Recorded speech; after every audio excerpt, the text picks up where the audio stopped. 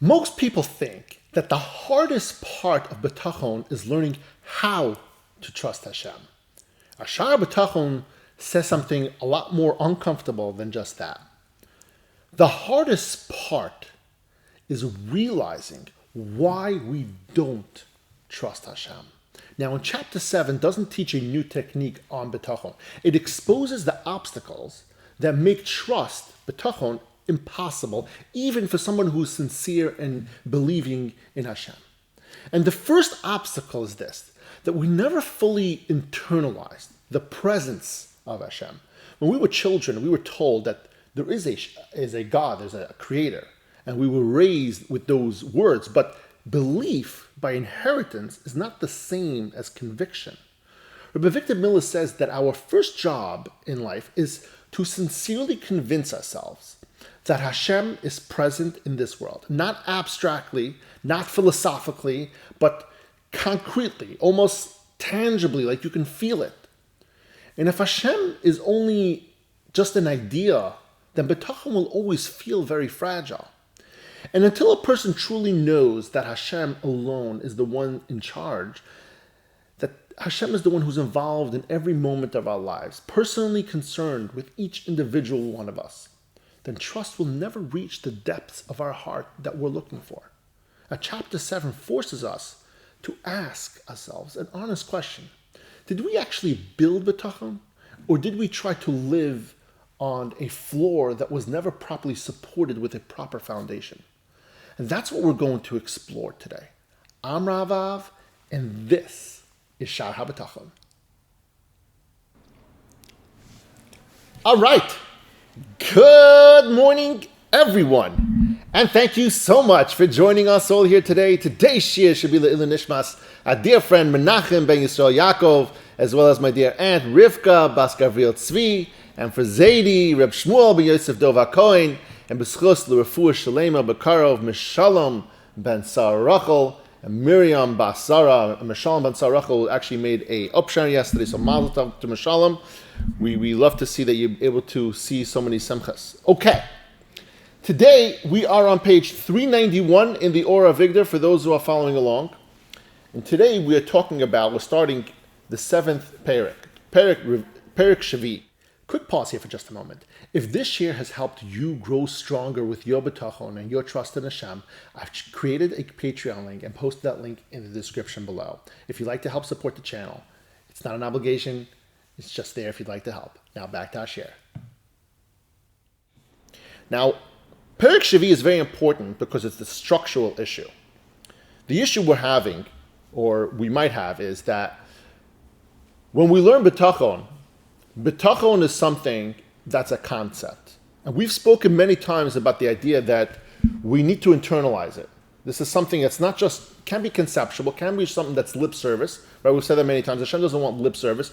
You, not just for Hashem, but you for yourself also, the only way you can really internalize Bitachon is if you are careful and know what the obstacles are involved in your day-to-day in order to achieve that level of Bitachon that you're looking for, which is that peace of mind, that clarity, that don't have any anxiety. That's what we're looking for. And so Perik Shavi is going to focus on what kind of obstacles you're up against, and also some help and ideas of how to help that. He's not just going to give criticism, but he's also going to give solutions, right? We like to know solutions. We don't want just problems. We want solutions. And he's going to provide some solutions as well in order to help us out. So today we're going to get into the first two of the obstacles. The first of the obstacles is, let's do it from the text actually.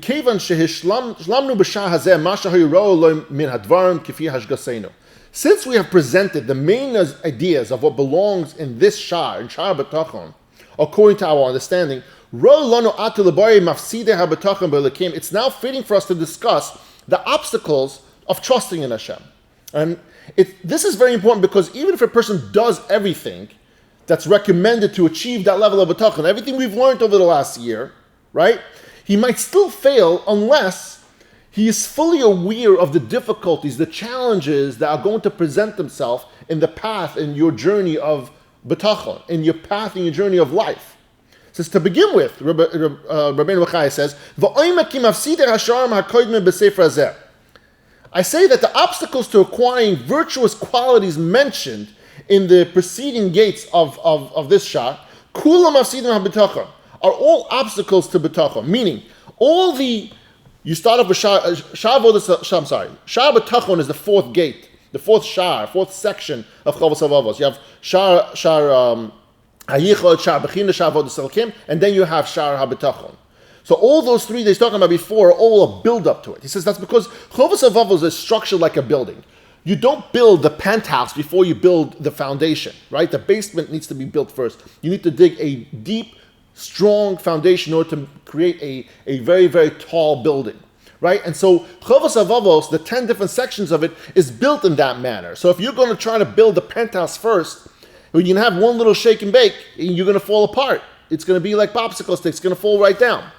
And so your first job in Bitachon is really and sincerely convince yourself on the presence of Hashem.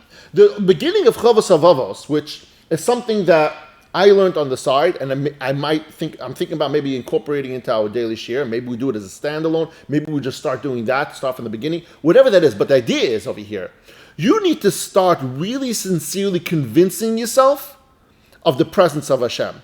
And it's not enough just to say that I rely on Hashem and I know there's Hashem. You don't.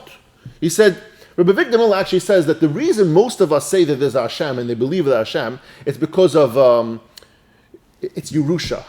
He uses the word, Rabbi Avigdor Miller. You're told to do so. You're told to believe in Hashem. You're told that there is an Hashem. Your father told you, your grandfathers, your yeshiva, your rebbes taught it to you. Everyone taught it to you. Everyone around you. You live in a community that if you didn't believe in Hashem, you don't trust in Hashem, you're a guy. But that's not the case over here. We're following the rules. But in order to have real meaningful Bitachon, you need to have a foundation. And that foundation is to know and realize there's Hashem. And there's a concept to that. When people study, for instance, Shaar HaBitachon, which is something I've posted on YouTube, a lot of episodes, I've stopped after we start, I take full blame for that. But for instance, Shaar HaBitachon, it talks about realizing and analyzing the world and how the world could only exist with Hashem's hand. I'll give you an example. Every single one of us is in a different industry. And every industry that you're in, whenever you get into it or you're involved in it, all of a sudden the world changes. Like when you see something that pertains to your industry, you geek out over it, right? You realize, how that works, how this works, how that works, right? Everyone has a different thing. If you're an electrician, all of a sudden you go to a trade show and you get geek out over these little new, components in electricity. If you're in the medical field, like you see a new medical device, you geek out over it and you start analyzing it, dissecting it. How does it work? What's going on with it? Every one of us is in the business of being an Eved Hashem. That's our job. It's our main focus every single day. And so Chovos HaLevavos in the beginning was a Shaar Yichud, Shaar Bechina, Shaar Avodas Elokim. Those things are helping us geek out over our profession, which is an Eved Hashem. That's what they're there for. And so the first of the obstacles that Rabbeinu Bachai is presenting to us is that in order for us to have a deep, true understanding and belief in Bitachon and trust in Hashem, we have to first understand that there's Hashem. We have to believe there's Hashem. We have to see it. We have to be able to see in everything in life. We have to see everything around us that there is an Hashem. That's the first one. The second obstacle, and it's going to be the final obstacle for today that we're going to talk about, is ignorance of Hashem. It's a mafsidav oid hasichlus beinyan haborei umisdoistav hatoivos. Another obstacle to Bitachon is the ignorance of the nature of Hashem and His benevolent attributes. For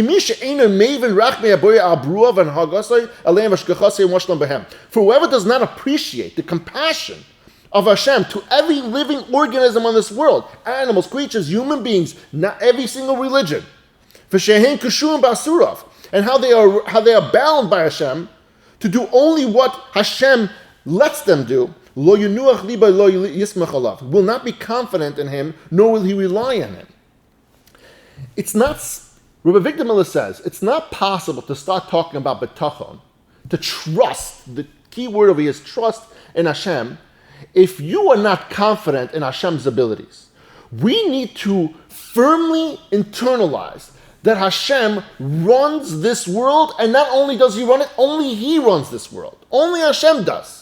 There's no other source. It's not that there's a backup plan, like I trust in Hashem, but also in the process of my business, and also in the insurance, and also in this and also in that. No.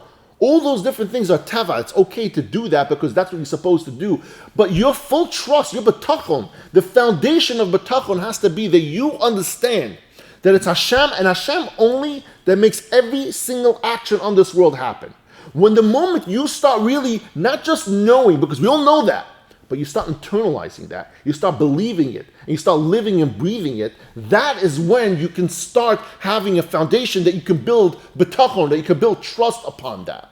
Those are the first two obstacles that you're going to run into. You need to internalize these things. You need to really believe, and by saying, I believe in Hashem, that's awesome. But do you really understand what it means? Is it just lip service? Not just to Hashem, but it's lip service to yourself. What do you see in life? When you go out in the world and you see something, Rabbi Avigdor Miller says over here, even problems, even nuances, even things that bother us, like a windy day, a rainy day, they're ruining our day. They put a hindrance on whatever our day was supposed to bring, whatever it was, right? But do we understand that even those nuances are actually gifts and love from Hashem? That maybe you don't see it as such, but it's definitely a gift from Hashem, and Hashem wants you to have it at that time because it's good for you. You need to start realizing that all these things are important in your life. You need to start realizing that Hashem is there because He loves you. He cares about you. He runs the world. He thinks about you every single second. Not just sometimes, right? Rabbi Rapper spoke this week on Shabbos before Musaf. And he said that somebody came over to him and said, oh, this whole week I tried really, really hard. I was really good yid. I learned every day. I davened 3 times a day and still nothing's changed. I still have the same crappy life. You see, it doesn't work. It doesn't work like that. You think Hashem is not looking at you the whole week that you're trying hard? You think Hashem is not looking at you when you're trying hard for years? You think Hashem is not looking at you when you're trying hard for your entire life and you still feel like you have these struggles? You do have these struggles. But Hashem gave you those struggles for your benefit. Why those benefits are there, why they're considered a benefit, we don't know. But the more you start building that structure, that you understand that Hashem runs everything. Nobody else does. Nobody else can change anything for you. Not for the worse and not for the better. Only Hashem. And the second you start realizing that belief in Hashem is only possible when you start realizing really what's out there. Realizing how Hashem runs this world. You know, when a leaf falls down, why it falls down, why it turns, why it's shaped like that. Why every single thing that Hashem created has a rhyme and a reason. Nothing is there because it's pretty. Nothing is there because Hashem wanted to add some background character to it. It's not a filler on a movie set. It's not fluff. Hashem created every one of these things because there's a reason for it. Thank you, everyone, for joining us all here today. And as always, I love you all.